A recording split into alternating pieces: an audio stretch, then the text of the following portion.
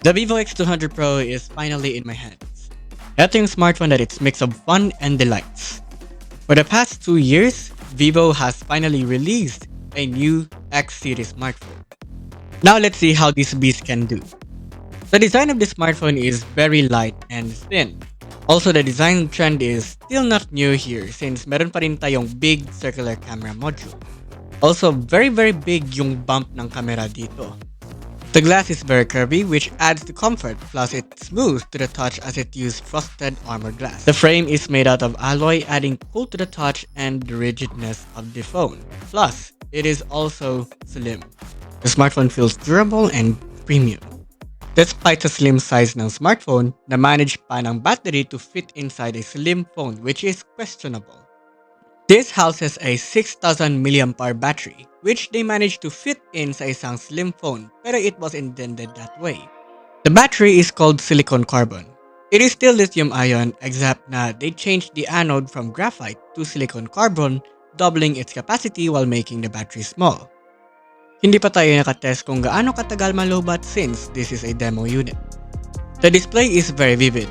It has 1260p LTPO HDR10+, 120Hz Dolby Vision AMOLED display. When you look at the display, its chin and bezel had shrunken, making it seamless. Plus, it has a little curves on the screen and the glass. Speaking of glass, they haven't specified on it, but it's cold shock and scratch resistant armor glass. Also, the screen is pleasing to the eye and it doesn't hurt the eyes since it has PWM dimming. But in the software side, it has FunTouch OS 15, and Vivo rumors that it can last up to 4 years of Android updates. The UI hasn't changed much since FunTouch OS 12, but it integrates AI like Eraser.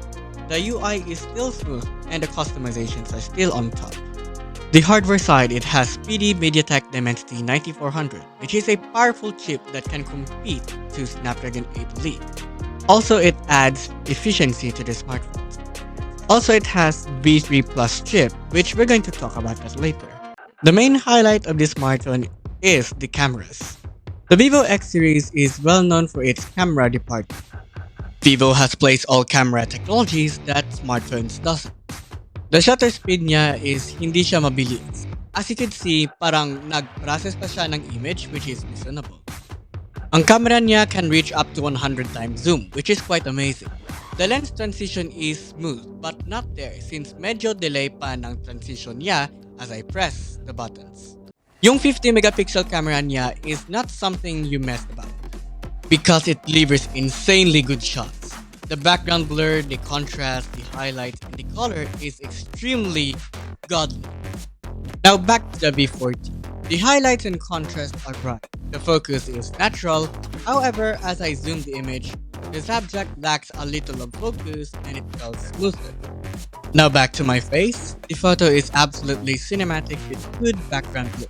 Take note, it's not portrait mode, but it is insane. The details are well defined and the color produced is absolutely astonishing. Now we have different types of photos. This is Zeiss Natural, this is textured, and this is vivid. The main camera is in Dolby Vision, but CapCut reverts it into normal standard color space. Yung focus response niya is low to recognize subjects. Video recording can go up to 4K at 120 FPS and 8K at 30 FPS, both Dolby Vision and natural. 50 megapixel ultra-wide is very good. The contrast is there and the highlights are there also. And yes, it captures very wide shots. Yes, with good color of course. Lastly, the 200 megapixel periscope camera. The processing is still managed by AI, but as you can see, you still get good shots over here.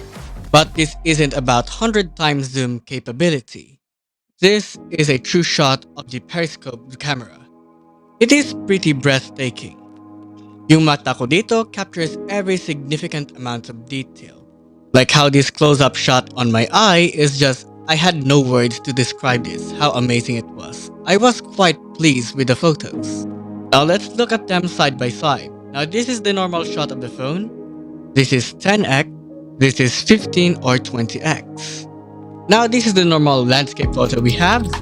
And this is the 3.7x. This is 5x. This is 10x.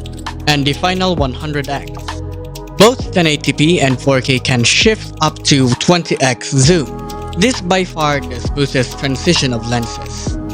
Now this is a rear portrait shot, but as I zoom further, is that my face just started to beautify itself. These 32 megapixel front-facing camera are great. The colors have started to become brighter. But anyways, I am pleased with the shots. The front-facing camera can shoot up to 4K at 30 fps. The colors and details still deliver cinematic shots. Now with Dolby Vision, but CapCut downscaled the color space, Dolby Vision expands greater color space by making my face a little bit saturated. The portrait video is great, delivers natural background blur. However, my face seemed to beautify by default. For the verdict, I am amazed with this Vivo X200 Pro. I had fun using the cameras and the camera quality amazes me. Sana gusto ko pa rin siya ma-push yung cameras niya to other environments, but I am glad that Vivo Philippines just released the X200 series. Now, a subscribe to my channel will be Vivo Tastic, and see you in the next video.